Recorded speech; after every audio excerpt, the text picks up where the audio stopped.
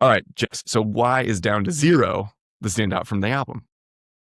Already know anyone who knows this album is going to be like, Love and Affection's the best song. Sure, sure. Love Love and Affection. Right. Amazing song. It's been used in all sorts of TV shows and film, which I love. And it is a Hmm. brilliant song. But Down to Zero for me, for nostalgia reasons, is my favorite because it's the first track and it's what always trips my memory.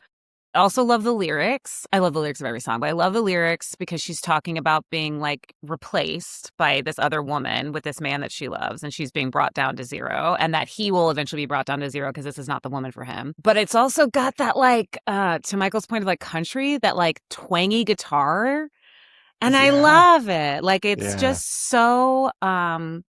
so classic to me. And I could listen to it on repeat and just absolutely never get tired of it. So yeah, also her voice in that track, she does so many of those fun, like really deep jumps, like the down to the Mm, ground when she goes really low. And I personally I've always loved a contralto or someone who does like really deep alto. And so yeah. I just love it when she does that.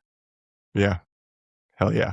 This also contains a lyric that I feel like is very emblematically Joan Armatrading, which is Mm. brand new dandy, first class scene stealer, which is just so like Patti LuPone, like Bette Midler, Bette Midler. This is like Bette Midler doing Shiver Me Timbers by Tom Waits is what it is. It's Yes. exactly what those lines evoke for me.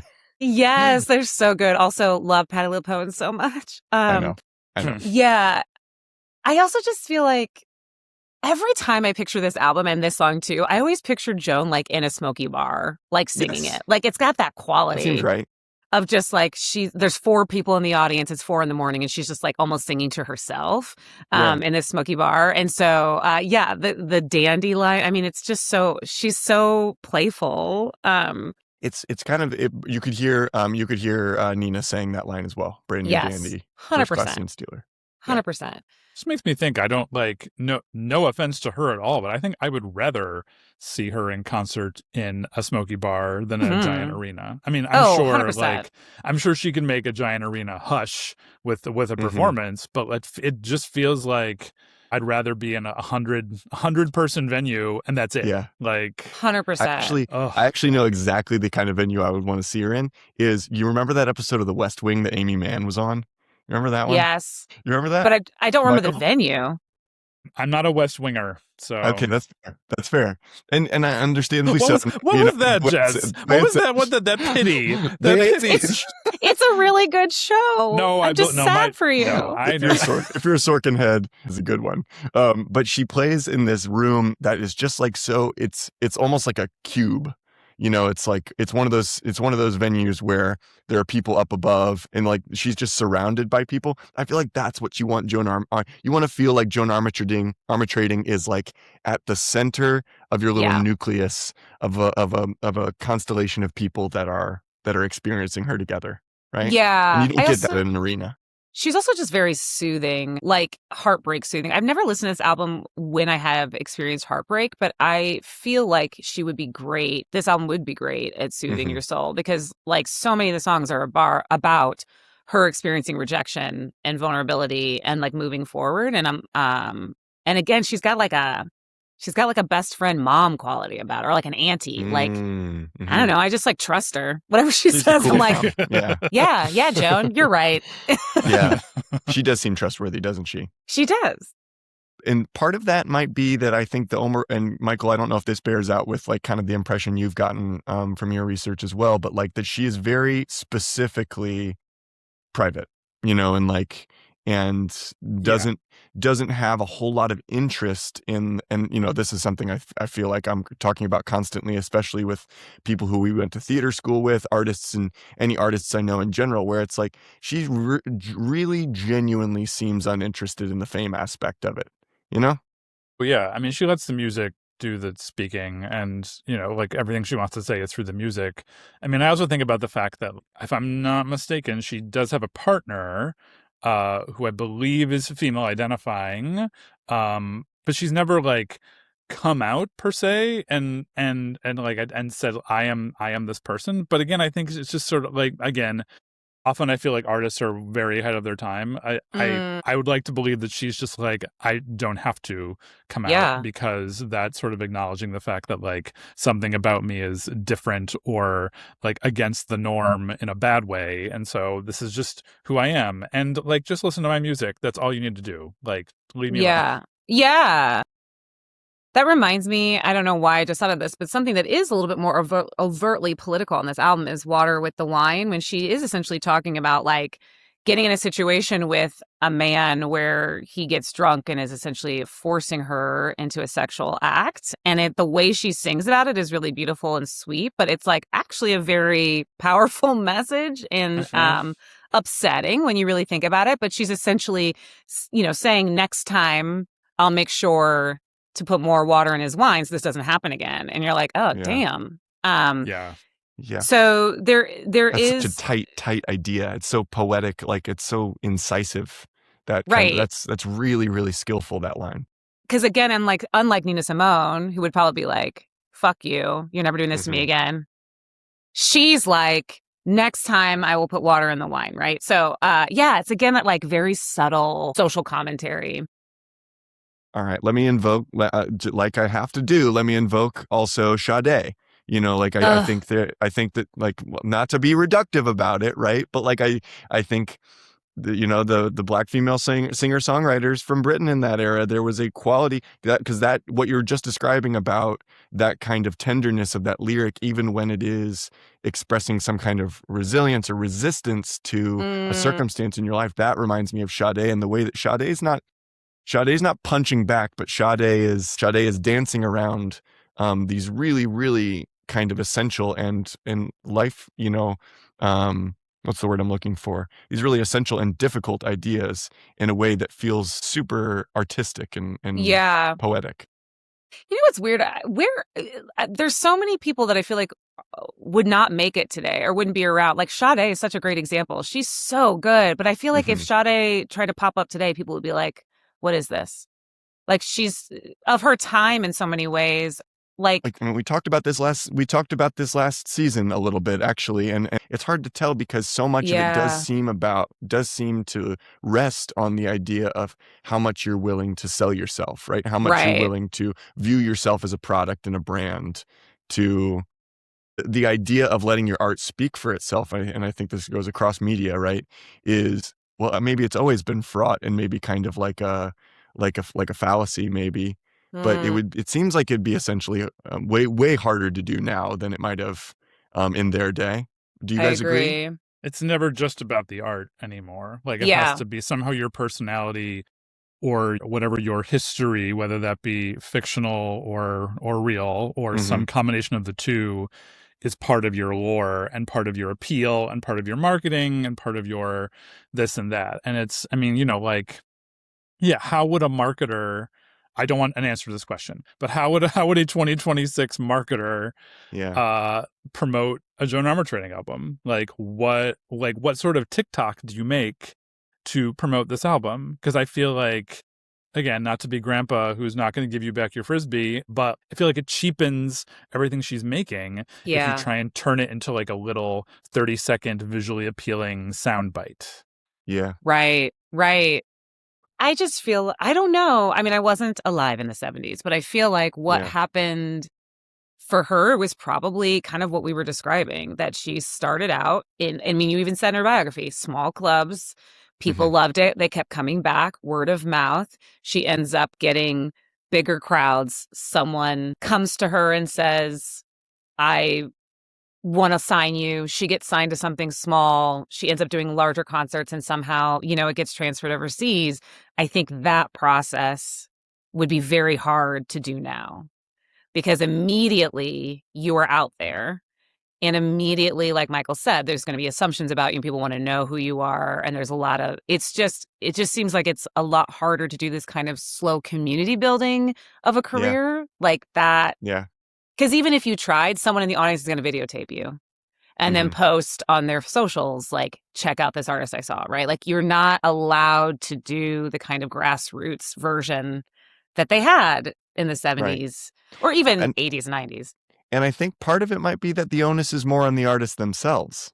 than it is on the systems that are in place through record companies or whatever they might be. Michael, do you have a thought on that? Nothing new than what I've already said. Yeah, that's fair.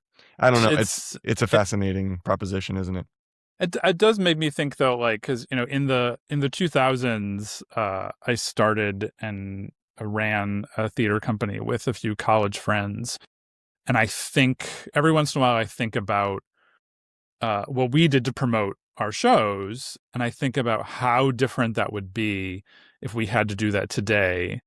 And when I think too hard about that, I just want to like go for a walk. Like, I don't want to even deal with it because it's not. It's part of the job now. Is the promotional aspect of things. We're competing against so many other things for attention. And so even though there is so much about this album and about her music and about the poetry of her lyrics and about just the overall work of art that she's made, even though there's so much there, that doesn't matter. That wouldn't matter today. Like, you can't say, oh my God, you have to listen to this album because it's so inherently, intrinsically good.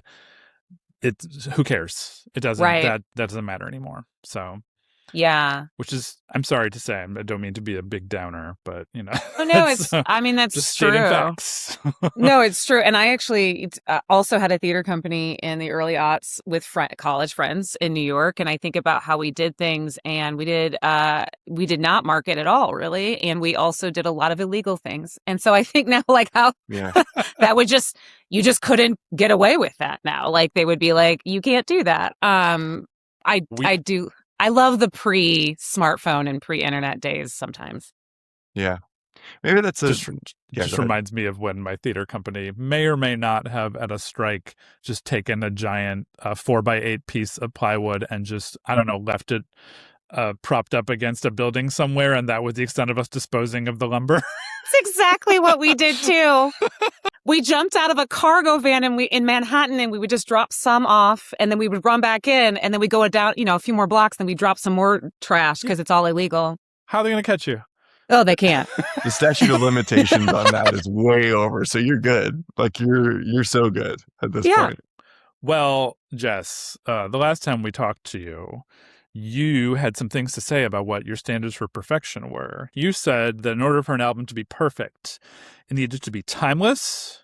It needed to be something you could listen to any decade of your life with any age group, and everyone would just get it. And it needed to be an album that you always want to listen to, because you mentioned that, like, there are some albums out there that are amazing and perfect and great, but you don't want to listen to them all the time, maybe because of content or because of like the harshness of the music or that sort of thing. But in order for something to be perfect, you have to always want to listen to it. And so our question to you now is, do you still stand by those standards, and does this album meet them? Yes and yes. I mean, I listen to this album all the time. Like, it's just, I do feel like it's timeless. I do feel like I always want to listen to it. And then I do think every age group too, because like I talked about my kid Seymour, I mean, she was 18 and heard it and loved it immediately. And we didn't try to do that. We were just playing it in the house while we're moving in. And so I do think this album for sure meets that criteria. I do want to say, because the second you said sometimes there are albums that you love but you just can't always listen to, I probably said this the last episode too, because this always bugs me. I love the album Kid A by Radiohead. I cannot listen to it most of the time because it's just so goddamn depressing. And so I want to listen to it, and I'll look at the cover and be like, oh, and then I just won't put it on because I'm like, it's just too sad. Yeah, I sort of agree with that. And I feel that way of what I consider the big three Radiohead albums. Radiohead reference. Sorry. I forgot to jot it down. Radiohead reference. Okay, check number one. There we go. There we go. We're off to a great start. Of what I consider the big three albums, and this is probably controversial, but being OK Computer, Kid A, and In Rainbows. Oh, In Rainbows is what I would good. consider the big three. I feel like OK Computer and In Rainbows are more universally listenable to me in a variety of different modes than Kid A is. So I would agree with. I think that's a well said take. That's the exact album you referenced, yes, on the episode. And I think I might have said, for me, it's Downward Spiral. Like that's Yeah. Yeah. That tracks. Totally. I love that album, and I never put Tracks. it on. Yeah. I think what's interesting about thinking about I feel like we talked about how Rumours sounded like it could have come out yesterday or last week or something like that a little bit. I don't necessarily feel that way about this album. I feel like this album sounds like 1976. Yes. That doesn't make it not timeless to me, if that makes sense. Yeah. It's still timeless. Yeah. Well, and I do appreciate every decade has like a sound. And we all know it. It's intrinsic, and I never had to know how to describe it. But the 70s definitely has a sound. Big time, yeah. And this album, the second it starts, you're like, oh, this is from the 70s. Like, it's just like the chord progressions, the instruments. Like the guitar, or something about the production quality. Because, I mean, there are also. songs on this from, I think about the fact that, like, Beatles tracks don't sound like this, but like Zeppelin tracks and Hendrix, even Jimi Hendrix tracks, which I guess he's like 60s technically, but like, but still, there's like a 70s. There's a sound. Yes. Yeah. I think it's that Tin Pan Alley frickin' songwriting style. You know, the Carol Kit, the Tapestry. I feel like it's not at 71. I just checked. You know, so like everything from Tapestry to Crosby, Stills, Nash and Young, you know, and then you get the kind of Nina Simone music from the 70s too. You know, like that is factored into that 70s sound. I see, at least in the American, you know, like Joan Armatrading, I feel like has a very, this is a take. Does she have a 70s American sensibility? Is there a distinguish between her Britishness versus how her sound might fit into the American 70s scene? Here's how I know something sounds 70s in general. Would it sound good if I was on drugs? Because that's the 70s. So, like, is this something I would put in the background while I'm on drugs? And if it is, it's 70s music. Like, there is a 70s... The next time I do drugs, I'm planning on listening to this album. THC and this album go really well together. There you go. Yeah. Because, like, the 80s, I listen to 80s, and it's always like, does this make me want to dance? Yes. And very like synthy, like 80s is when we start bringing in the synth. So. Yeah, and you always want to like bop to it, like that, you know. And then 90s for me, the sound is very like raw, grungy. Yeah, like do I want to headbang? Do I want to take down the system? Yeah. And so like this album starts, and you're like, oh yeah, this would be great to listen to over a glass of wine, or you know, whatever. It's got that vibe, which I really enjoy. I don't know if I'd say that about Zeppelin, though, even though they're from the 70s, which also, full disclosure, dear listeners and viewers, Jess also put, I think, the first person to put a Zeppelin album on their list, which you and I, we should talk about Led Zeppelin 4 at some point, because I would love to talk about that album, but not on this, because we're already almost running out of time. So, but I don't know, do you think Zeppelin still falls under that? Like, I do. I always want to be on drugs. Well, let's see to Zeppelin. Yes.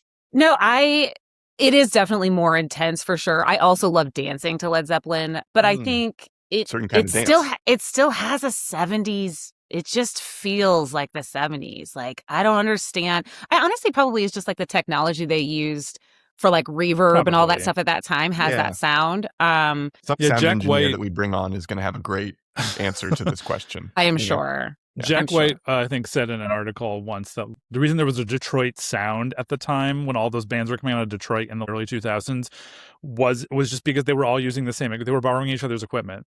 Oh, that makes sense. They were all using the same exact instruments. So that's why it all sounded the same. That's beautiful, isn't it? Love that. The thing that was shocking to me was when I learned how much Tori Amos loved Led Zeppelin. Because I mean, she covered multiple. That's shocking songs. To you, or that isn't shocking? It was at the time, but that was when I was first getting to know Tori Amos's music. But then, like now, I'm like, oh yes, of course. Like, as she's my Lord and Savior, she actually was one of the reasons, supposedly. And I read this in her biography. It wasn't Led Zeppelin specifically, but she was composing Led Zeppelin-like music, which is why she got kicked out of Peabody because they wanted her to stop. They wanted her to do classical, and she kept wanting to do like rock stuff, and so they removed her. Nobody puts baby in a corner, you know? That's right. That's what I'm saying. Well, Jess, we could talk to you forever. This is, I mean, selfishly, another reason why we did this season is we just wanted to talk to people we liked again. Yeah. No shame to people who we did not invite back for this season, because we'll probably do this again at some point, because it's always fun to talk to people multiple times. For season 20. Yeah, exactly. Or maybe earlier. Who knows? Yeah. But it's been a joy to have you back. But as you may remember, this is a podcast about winning. You did reference capitalism earlier, and I feel like we need to, if we're going to prove your theory correct, that is the problem, we need to adhere to it. So it's time for a segment we like to call the Deliberation phase. Just say it, Tyler. Just say it. Just go for it. I Just did. do it. You did. You delayed it. You slowed down too.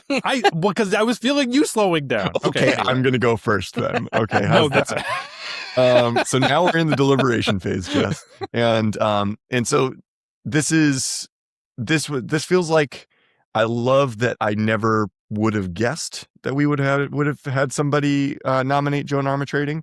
And so this is another situation in which I get to be introduced to an artist I had no previous like real connection with. Maybe I was aware of her existence, like the name might have sounded familiar, but only in like maybe they mentioned Joan Armatrading in like ironically on Family Guy one time, you know, like that might have been like my only real knowledge of her up to this point. And you know exactly what I mean. They love those cheeky little obscure references. Yes.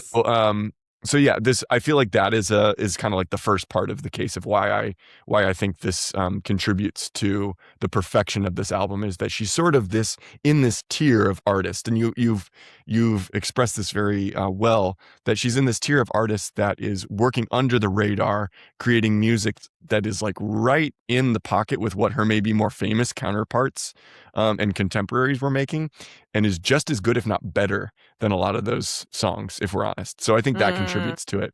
And then, of course, you know, just seeing how central this music is in the way that you talk about it, in the way that you describe how it was a connection between you and your mom, and then the rest of your family too, how this album specifically is this way amidst the rest of her discography.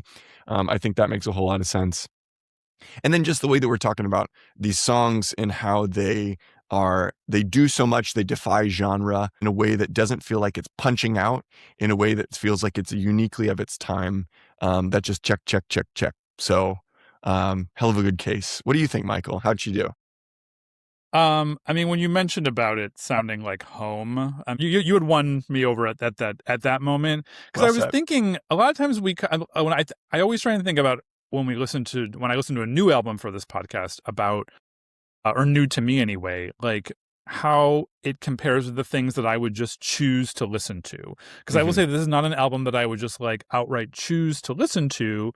And it's because I think I can say a lot about albums that do something weird or experimental and that like whisk me away to another place. But I have a much harder time articulating what's effective about music that makes me feel grounded and makes me feel like I'm home. And that's what this album does. And so like in a way, I'm kind of like, maybe the reason I can't articulate it as much is because why bother articulating it? Like, just let the music do the work for you. And I mean, kind of like, this kind of connects to what we were talking about, the fact that she likes just let the music do all the work. Like, it's not, you know, don't need to send out a bunch of TikToks to like promote Joan Armatrading. Right. And so for me, I think is when you said it just feels like home, and like maybe that's it. Maybe that's all you need to say about it. We could have been done with the podcast, 10 minutes in, and then we could have just talked about Led Zeppelin the rest of the time. In any case. So I have made it abundantly clear how I feel about your job here. So I will put it to you, Tyler. Dear Tyler, you've heard Jess's case. You've listened to the album. You did the 60-second intro, so you've done a little bit of research on this. What do you say? Will this be the first album that enters the pantheon for season 10? How has Jess done? Does this album go to 11? It goes all the way to 11.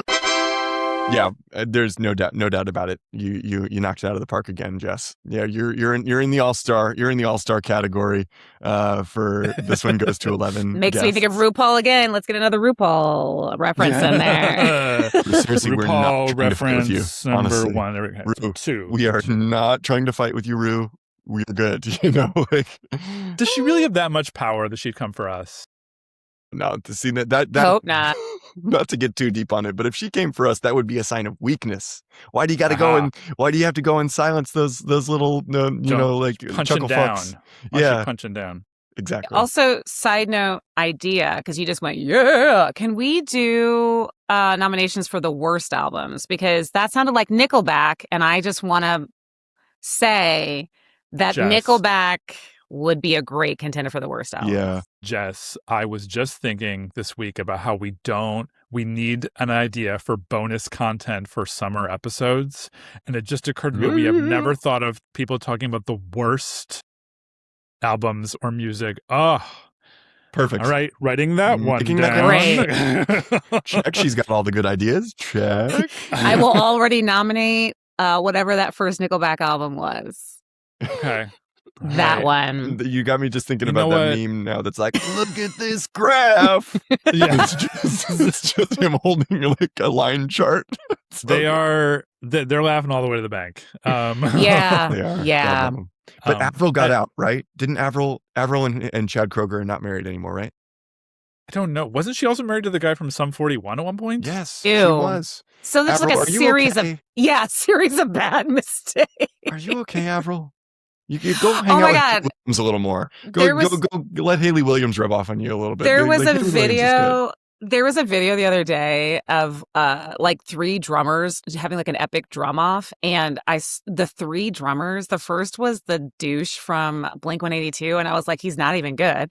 And then the Travis Barker, second, yeah. yes, and then the second Yeah. one was the Red Hot Chili Peppers drummer, who is great. And then the Pretty good. third was like Tool's drummer, and I was like, who the fuck let Travis in to this drumming competition? Oh, Travis! Oh. Like We you can are out of talk, your you know. league. He's married to a Kardashian. Like that. I was like, yeah. it's the Tool drummer and the Red Hot Chili Peppers drummer. Like, you're not in this case. It's not going to happen. Do you like Ew. Tool? Do you like I Tool, love Jess? Tool. Love Oh Tool. my God, Tool. We got to talk about Tool. So That would be a fun one good. talk We tried about, to too. one season, but Again, Tori Amos, Maynard and Tori Amos are friends. that scans. That That makes totally so scans. sense to me. Yes. Good friends. I love that. I love that. Well, Jess, we have to apologize. We were not able to give you points this time. We don't do points anymore. Right. But Oh, in that's case fine. you were curious, your last time here, you did rack up 1,107,000 points. Just for the record. But Okay. Yeah, I'm going to do some hard data analysis on those points one of these days. One of these days. Well, Jess, before we go, anything you want to shout out, promote, or just acknowledge? It can also just be like, hey, I've been listening to this thing. I want your listeners and viewers to just anything you want to say as the coda for your episode. To use as your coda. A coda. Thank you. Well, number one, everyone should listen to this podcast. And then number two, everyone should listen to Florence and the Machine's Yes. Everybody Yeah. Screamed because it's a brilliant album. And it's just really good.